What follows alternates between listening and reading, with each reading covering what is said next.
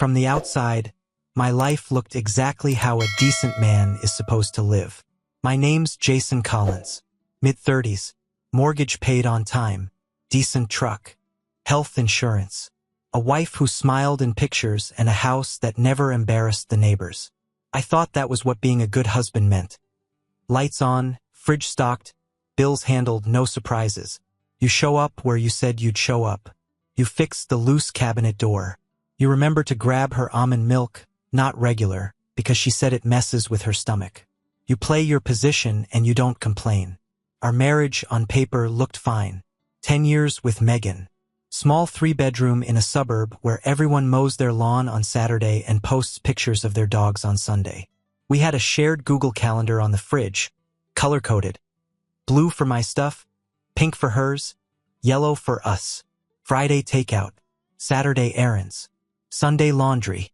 The kind of life where you know exactly what drawer the spare batteries are in. The warmth didn't disappear overnight. That would have been easier to recognize. Cooled slowly, the way coffee does when you forget it on the counter. You tell yourself you'll reheat it in a minute. Then an hour goes by and you're staring at something lukewarm and calling it good enough. Our conversations changed first. They stopped being about what we wanted and turned into what we had to get done. Did you pay the gas bill? Don't forget my mom's birthday. Trash goes out tonight. I'll be late Thursday, we've got a meeting. Logistics, schedules, notifications. Touches went next. Not all at once, just less. A kiss on the cheek instead of on the mouth.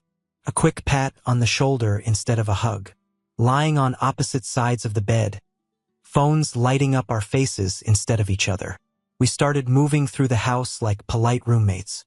Excuse me. Sorry. You need the bathroom? Neutral. Civil. Efficient. I saw it. I'm not going to pretend I didn't.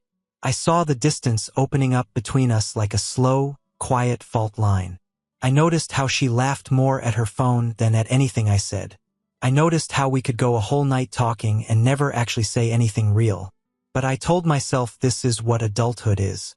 That real couples don't stay in that early, stupid, can't keep your hands off each other phase. That careers and stress and bills turn passion into routine, and routine into something like teamwork. I called it maturity. I called it normal. I called it just how things are when you grow up. What it really was, I'd understand later, the background. The quiet acceptance of distance. The illusion of safety I wrapped around myself so I wouldn't have to ask harder questions. Everything that came after started here.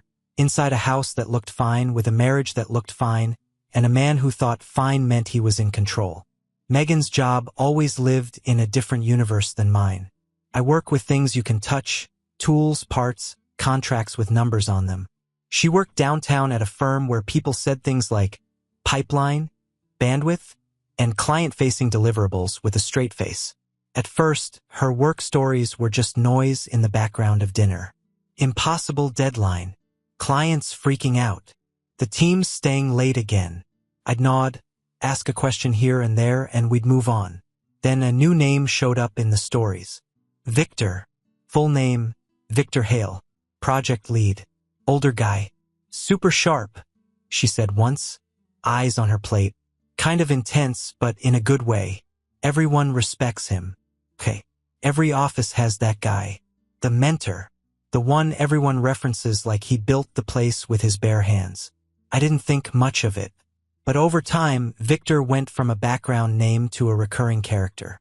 Victor wants us to stay late. Victor took the team out for drinks. Victor thinks I should take on more responsibility. The way she said his name wasn't romantic. It was careful, like she was trying not to show too much of anything.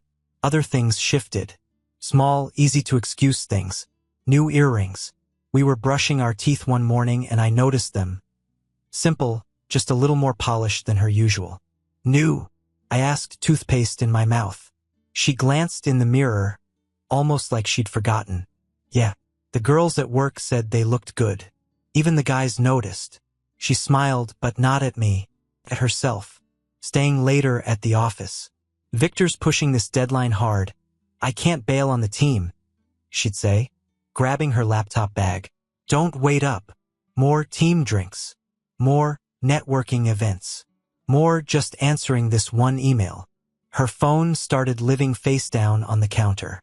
She'd stand in the kitchen, back half turned, thumbs moving fast. I'd be on the couch, TV on, watching her body language instead of the screen. The little tilt of the phone away from me. The quick lock of the screen when I got up for water. One night, her phone lit up with a text while she was in the shower. Number. No name. Just, great work today. Couldn't have done it without you. I didn't open it. I didn't need to. I just stared at that line longer than I should have. When she came out, hair wet, wrapped in a towel, she saw the phone in my hand. It's just work stuff, Jason. Relax. Flat. Practiced. I wanted to ask who.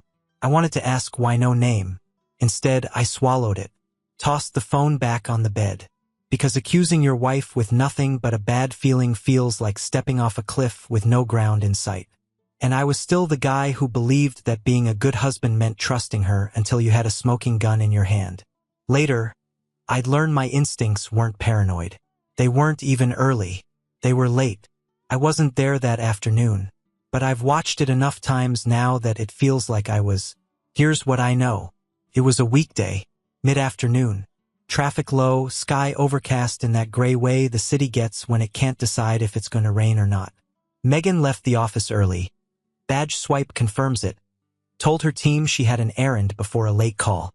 She walked 4 blocks, past a coffee shop we used to go to, past a place that sells overpriced plants, and turned into Victor Hale's building.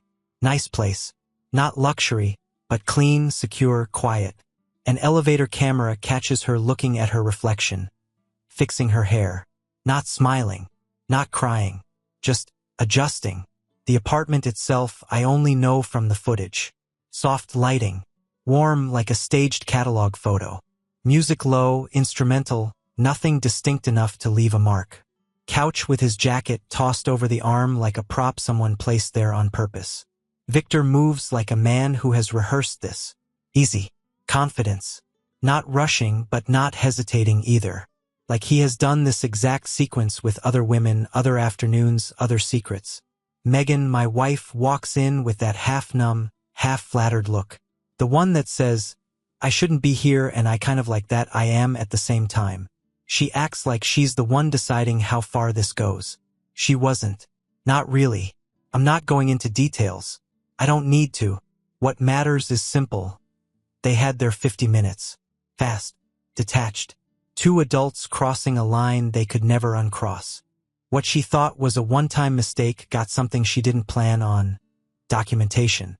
Because somewhere in that carefully lit room, cameras were quietly doing their job. Not one. Several. Different angles. Clean audio. No sign of surprise, no fumbling with controls. On that afternoon, Megan believed she was making a bad choice that would stay between 3 people. Herself, Victor, and her conscience. In reality, she'd just created a file. Perfect clarity. Perfect sound. A quiet time bomb waiting for its cue to ruin lives.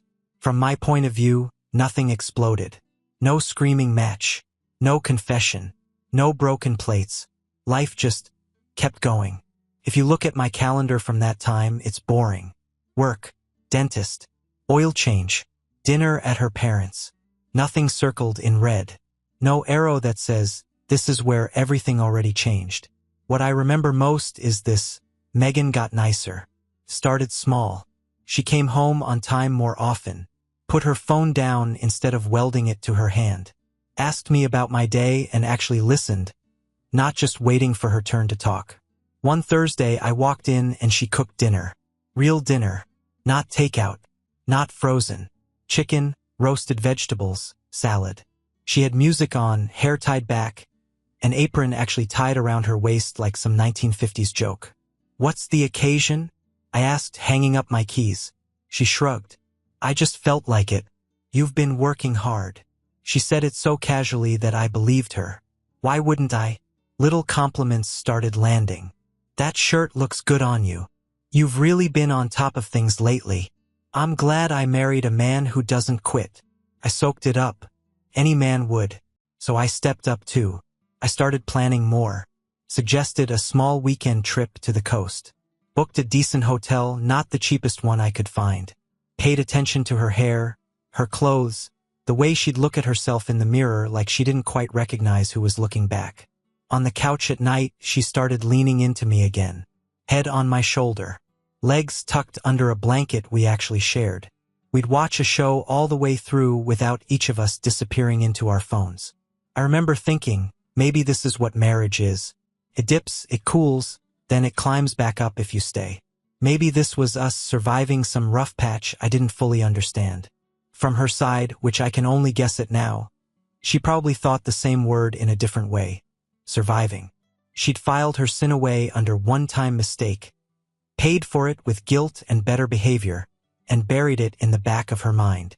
Act good enough, long enough, and maybe it cancels out. The irony is simple and ugly. The stronger I thought our marriage was getting, the closer we were to a cliff I didn't know existed.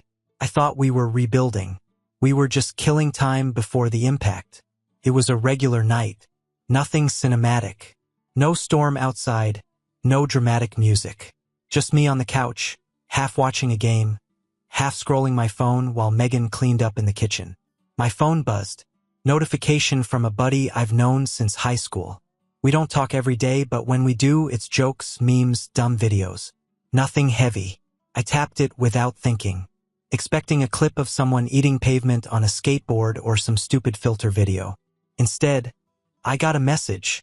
There's something you need to see. No emoji. No follow-up line. Just that. Under it, a link. The thumbnail took a second to load.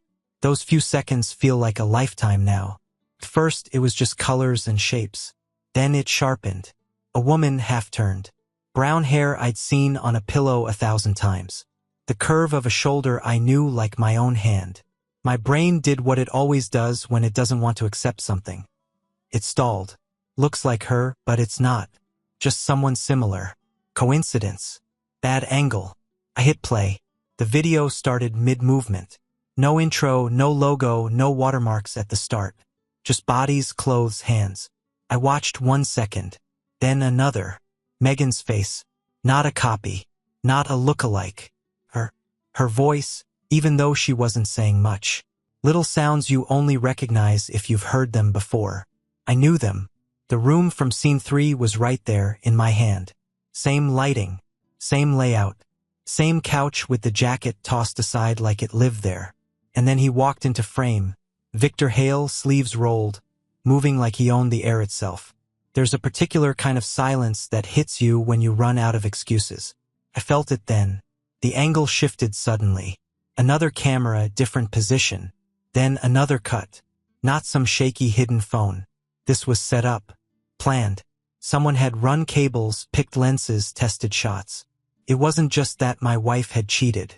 It was that the proof existed in high definition from multiple angles, like a small, contained movie starring the woman I married and a man who knew exactly what he was doing. My chest tightened. Felt like my ribs were being cinched from the inside. My ears started ringing. The room didn't spin, it shrank. Everything narrowed down to a phone screen I suddenly didn't want to be holding. I paused it. Her face froze mid-breath. If you've never seen your life break inside a single frame, there's no way to explain it. If you have, I don't need to. I set the phone down on the coffee table, screen still lit. The video paused on her. Megan? My voice sounded wrong. Too steady. Too far away. She walked in from the kitchen, drying her hands with a towel. Yeah. I didn't say anything. I just nodded toward the phone. Can you come here for a second? She picked it up casually, like it was a recipe or a text from a friend. Her thumb brushed the screen. The video resumed. I watched the color drain from her face like someone had pulled a plug. Her mouth opened, then closed. Her knees bent slightly, like someone had knocked the air out of her. She whispered, Jason, I didn't want to hear it. Not then. Not at that moment. I stood up. I walked past her without touching her. The towel dropped from her hand to the floor. I went to our bedroom, closed the door, locked it. No shouting. No broken furniture. No dramatic lines. I sat on the edge of the bed, staring at my hands, while on the other side of the door my wife watched herself ruin our life on a screen. Words felt too small for what I'd just seen. The first night after the video, I didn't sleep. I lay on top of the covers, fully dressed, staring at the ceiling in the dark while Megan sat on the other side of the bedroom door. She tried everything but volume. Soft knocks. "Jason, please. I need to explain. It was a mistake." My phone lit up every few minutes. "I'm sorry. Please talk to me. It was only once. I don't know why I did it." I didn't answer. Not out of strategy. I just had nothing to say that wasn't poison. Morning came and felt no different. I showered, put on the same clothes from the day before, grabbed my keys, walked past her on the couch. Eyes swollen, hair a mess, still in yesterday's clothes. She sat up. "Jason, can we?" "I have to get to work," I said. My voice sounded like it belonged to someone else. Driving was just a straight line between 2 points. No music. No thoughts I wanted to keep. Just white noise in my head and the taste of metal in my mouth. Throughout the day, more links came in. Different friends. Different group chats. No one sent jokes this time. One guy added context. "Dude, she's not the only one. Look at this. Different woman. Same room. Same jacket. Same man. Another. Then another. Compilations. Edits.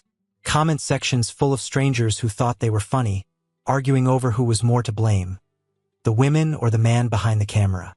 I learned more than I ever wanted to know. Victor had a pattern. Different women from the same office rotated in and out of that staged apartment like appointments. All recorded. All stored. All leaking now. It made him look worse. It didn't make her look better. I went home the third morning and the house felt less like my home and more like an airport lounge. Somewhere you sit for a while until you go somewhere else. She was standing in the kitchen with 2 mugs of coffee. Like this was just another morning. Her eyes were red but hopeful in a way that almost made me angry. Like if she just said the right tearful line, we'd reset. "Jason," she started. "If you'd just let me." "You need to leave," I said. For words. Calm. Clear. No echo. She froze. "What?" "You need to pack a bag," I repeated. "Stay with your parents. A friend. I don't care where. But you don't live here anymore." She started crying for real then. Not the controlled kind. The ugly, broken kind. Hands shaking, shoulders heaving. "I love you," she said. Like that was some kind of spell. I believed she thought she meant it. Didn't matter. "I'm not asking," I said. "I'm telling you." No shouting. No threats. No dramatic speeches. Just a verdict. Delivered in the same house where I'd once promised her forever. She left with 1 small suitcase and a backpack. That was it. 10 years of marriage reduced to 4 trips to the car and a trash bag of old clothes she didn't care about anymore. I watched from the doorway. Not to torture myself. Just to mark the moment. You don't forget the sound of a trunk closing on what used to be your life. After she drove off, the house went quiet in a new way. Not the comfortable silence of 2 people doing their own thing. The hollow kind. Like the sound gets eaten before it reaches the walls. Mutual friends reacted the way people always do when something ugly hits close to home. They went quiet. The group chats shifted. One died completely. Another split into 2. The main one and the side one where I knew they were talking about this without adding me. Online it was worse. Her face was all over the place. Some people blurred it, some didn't. Comments piled up under every repost. "Homewrecker. Poor husband. She knew what she was doing. She was groomed. She wanted it." Everyone had an opinion. No one had the full story. They didn't need it. The video was enough for them. Through mutual acquaintances, bits of her new life reached me like scraps blown under a door. She'd moved into a small apartment across town. Nothing fancy. Short-term lease. Took a lower-paying job at a different company. Desk in a corner, no leadership track, no team drinks with the boss. Apparently she kept her head down. Went in, did the work, left. No happy hour, no selfies with coworkers. I still saw her more often than I wanted, through a screen. Someone would send a link, or I'd scroll past some thread arguing about whether she deserved sympathy or scorn. I didn't comment, didn't defend her, didn't pile on. I let the internet do what it does. Chew people up and move on to the next thing. She became a symbol for strangers. For some, she was every cheating wife they'd ever imagined. For others, she was proof of male predators in suits. For me, she was just Megan, my wife, who'd set a match to our life and had to live inside the smoke every day. The hardest part wasn't the public shame. It was realizing that the woman I trusted more than anyone had made a choice I could never unsee. And now we were both sentenced to live in the shadow of that decision, just from different sides of the glass. By the time we sat across from each other in that small office, the marriage had been dead for months. The paperwork was just a burial. No courtroom, no lawyers snapping at each other, just a conference table, a stack of printed terms, and a pen that felt heavier than it should have. Megan looked smaller than I remembered. Not physically, just diminished, like someone had turned down whatever light she used to carry. She didn't make eye contact much, didn't argue about money or furniture, didn't ask for the house. She just signed, page after page. I did the same. The woman I once planned a future with was now a person I exchanged documents with. A logistical task, a signature, a final line item between two people who ran out of anything real to say. When it was over, the mediator gave us both copies and said something polite, something about closure and moving forward. Words you say to people you'll forget by lunch. We walked out into the hallway together, but not together. She went left toward the elevator. I went right toward the stairs. No goodbye, no hug, not even a handshake. Just distance doing what distance does. A week later, I saw her by accident. I was walking downtown, grabbing a coffee before a job site meeting, and there she was inside a cafe, alone at a small table, both hands wrapped around a cup like she needed the warmth to stay upright. She was thinner, not in a dramatic way, just in the way stress carves you down slowly. Her hair was tied up messily. She wasn't on her phone. I wasn't reading. She was just staring out the window, unfocused, like she was somewhere else entirely. I stopped for a second, long enough to recognize the version of her she'd become. Not my wife, not the woman from the videos, just someone living with the fallout of her own decision. She didn't see me. I didn't step inside. There are moments where you could say something, comfort, accusation, maybe forgiveness, but the truth is, none of it would change a thing. So I turned away, walked back to my truck, and felt a quiet grief settle in. Not for the end of our marriage, not even for the betrayal, for the ordinary, anonymous life we both lost. I make money with words, but this is the one story I'd trade anything not to know how to put into sentences. From the outside, it looks simple. My wife cheats, husband finds out, divorce, done. That's how people like to package it, short, clean, easy to pick a side. It doesn't feel like that from the inside. From my side, it's a long chain of choices and silences. 1,000 tiny moments where I could have asked a question and didn't. 1,000 moments where she could have turned around and didn't. Nobody sees those. They only see the one moment someone bothered to film. That's the part one keep coming back to. It wasn't just that she cheated. It's that it got recorded, edited, shared, consumed. One harmless flirt at work. One it's just lunch. One just come by for a bit. No one will know. 50 minutes in an apartment. That's all it took to wipe out 10 years of a life we built. Our wedding, the holidays, the little routines that felt solid. It doesn't matter how much good came before. The world doesn't weigh it like a scale. It sees the worst 5 minutes and decides that's all you are. The internet is perfect for that. It doesn't forget. It doesn't get tiring. It doesn't care what that video costs you privately. People move on to the next scandal, the next clip, the next outrage, but the file doesn't move on. It sits there, mirrored, downloaded, uploaded again under new names. You can delete one link, report one profile, maybe scare one guy into taking it down. There are always 10 more. Some night, 20 years from now, she might be on a date with some man who doesn't know her past, and he might get a DM from an old buddy. Bro, isn't this her? That's the reality she has to live with. No clean slate, no true fresh start. Just distance and hoping the file stays buried long enough. As for Victor Hale, I'd like to tell you I don't think about him, but that would be a lie. I know his type now. Older, polished, knows how to read a room, knows exactly which women feel unnoticed, underappreciated, or bored out of their minds. He plays mentor, then friend, then something else. All the while, he's already picked the angle of the cameras. He used shame as armor. If any woman went to HR or the police, she'd be dragging herself through her worst moment publicly, while he sat there in a suit, regretting any misunderstanding. They count on that, in silence, on the fact that most people will do anything to avoid having their private humiliation printed, replayed, dissected. But I'm not turning him into the entire story. He's not some mastermind who hypnotized her. He set up the stage, sure. She still walked onto it. Megan made her choice. No one shoved her through that door. No one forced her to answer his messages, lie about her schedule, or step into that apartment. She wasn't drunk. She wasn't a kid. She was a grown woman who knew the vows she'd taken and broke them anyway. And me? I don't get to stand here pretending I was perfect either. I ignored what I knew in my gut. I saw the distance growing and decided that's just how marriage gets. I let us become polite coworkers instead of husband and wife and told myself that I was mature. I saw her phone tilt away from me. The late nights.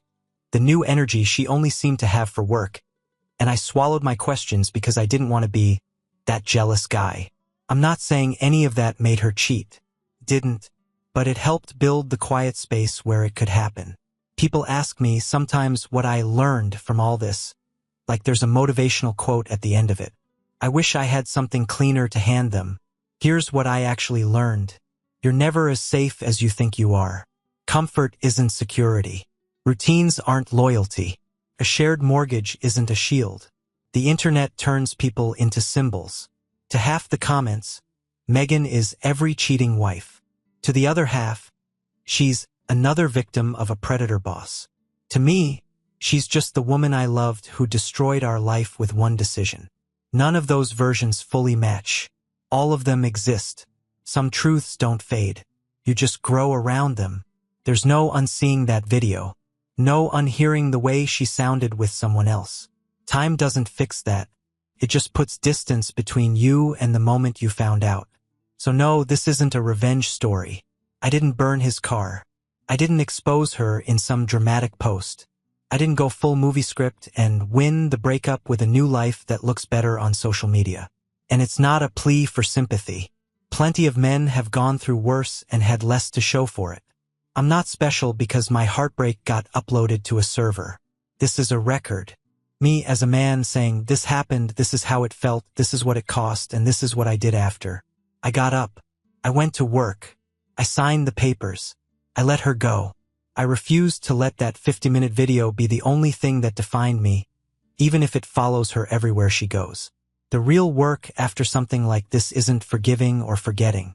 It's carrying a truth that can't be edited, deleted, or scrolled past, and deciding every day what kind of man you're going to be with that weight on your back. Subscribe and stay one step ahead of cheaters. And trust me, the next story makes this one look like a fairy tale.